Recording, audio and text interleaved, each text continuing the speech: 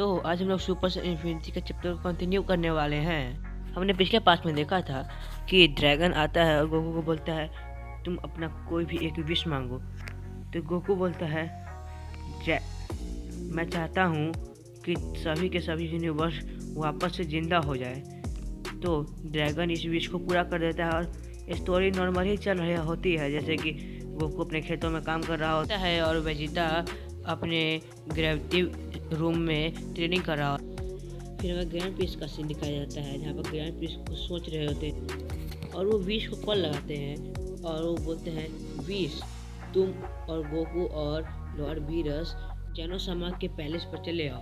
तो फिर wish Goku को लेकर जेनोसामा के पैलेस पर चला जाता है। फिर लॉर्ड वीरस ग्रैंड प्रिस्ट के सामने झुकते हैं और गोकू भी बोलता है हेलो ग्रैंड प्रिस्ट।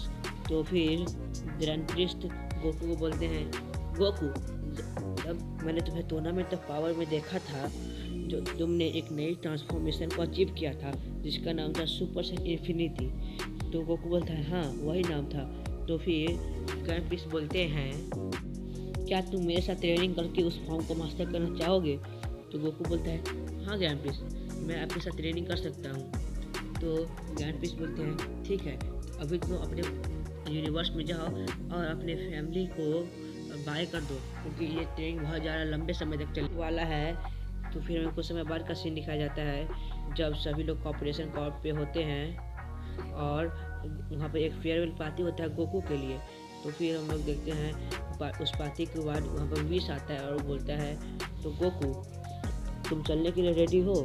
तो फिर गोकू और विश ग्रैंड प्रिस्ट के पास जाते हैं और ग्रैंड प्रिस्ट वहाँ पर गोकू को ट्रेनिंग देने लगते हैं। हमें कुछ साल बाद का सीन दिखाया जाता है जब गोकू गलती से डीमन रियल्म का गेट को ब्लास्ट कर देता है अपने पावर। तो ग्रैंड प्रिस्ट बोलते हैं गोकू ये तुमने क्या किया, अगर वो डीमंस यहाँ पर आ गए तो हम लोगों के रियल्म में कोई भी जिंदा जीव नहीं बचेगा। तो फिर गोकू बोलता है सॉरी ग्रैंड प्रिस्ट।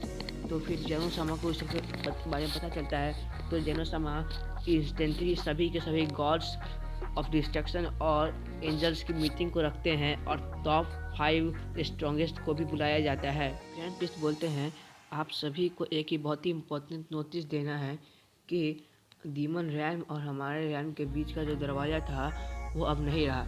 अब डीमंस कभी भी हमारे रैम पे अटैक कर सकते हैं। तो सभी के सभी ऑफ डिस्ट्रक्शन बहुत ज़्यादा हैरान हो जाते, बोलते हैं क्या ये कैसे हो गया। तो फिर ग्रैंड प्रिस्ट को बताते हैं कि गोकू के अंदर से इतना पावर रिलीज हुआ कि वो दरवाज़ा टूट गया। और फिर ग्रैंड प्रिस्ट बोलते हैं सभी एंजल्स को कि आपने अपने यूनिवर्स के टॉप 3 स्ट्रॉन्गेस्ट फाइटर्स को लेके फाइट के रेडी रहें।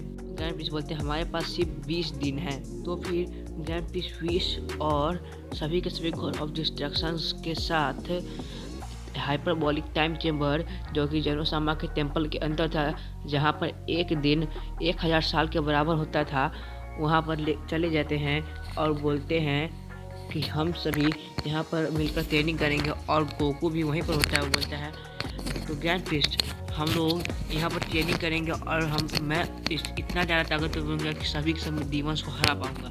तो फिर ग्रैंड प्रिस्ट बोलते हैं तुम कभी भी अकेले सभी के सभी डीमंस को नहीं हरा पाओगे, ये जेनोसामा भी के लिए बहुत ज़्यादा मुश्किल है। तो गोकू और सभी गॉड ऑफ डिस्ट्रक्शंस और ग्रैंड प्रिस्ट ट्रेनिंग करने रखते हैं जहाँ पर गोकू गलती से सुपर सेन 20,000 में ट्रांसफॉर्म हो जाता है। और यहाँ पर एक इम्पॉर्टेंट बात यह है कि सुपर सेन इन्फिनिटी को हम लोग कहते हैं सुपर सेन 1000 और गोकू ट्रांसफॉर्म हो गया है सुपर सेन 20,000 में। तो आप लोग समझ सकते हैं वो कितना ज़्यादा अभी पावरफुल हो गया होगा। तो पर वो सिर्फ 25 सेकेंड के बाद अपने बेस फॉर्म में आकर बेहोश हो जाता है।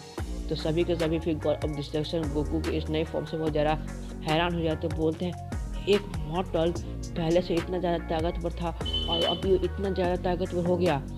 तो फिर सभी के सभी God of destruction grand priest को बताते हैं इसके बारे में। तो ग्रैंड प्रिस्ट गोकू को हील कर देते हैं और इसके बारे में वो पूछते हैं। तो गोकू बोलता है मैं गलती से इस ट्रांसफॉर्म हो गया था। मुझे भी नहीं पता कि इस फॉर्म में मैं कैसे ट्रांसफॉर्म हो गया। तो फिर ग्रैंड प्रिंस बोलते हैं अगर तुम्हारे पास इस लेवल का पावर्स है, अगर तुमने इस अपने सुपर सेट 20,000 को मास्टर कर तो हमें फाइट में बहुत ज़्यादा हेल्प कर सकते हो। तो गोकू बोलता है ठीक है, मैं इस फॉर्म को मास्टर करने की पूरी कोशिश करूँगा। फिर हम लोग को 20 दिन बाद के सीन दिखाए जाते हैं, यानी कि टाइम चैम्बर के अंदर 20,000 साल हो चुके होते हैं। फिर हम लोग देखते हैं कि सभी के सभी गॉड ऑफ डिस्ट्रक्शंस अपने नॉर्मल फॉर्म से बहुत ज़्यादा पावरफुल हो गए थे। तो वो बोलते हैं अगर हम लोग इस फॉर्म के साथ फाइट करेंगे तो हम लोग जीत सकते हैं। तो आज की स्टोरी में बस इतना है। तो मिलते हैं नेक्स्ट पार्ट में, तब तक के लिए बाय।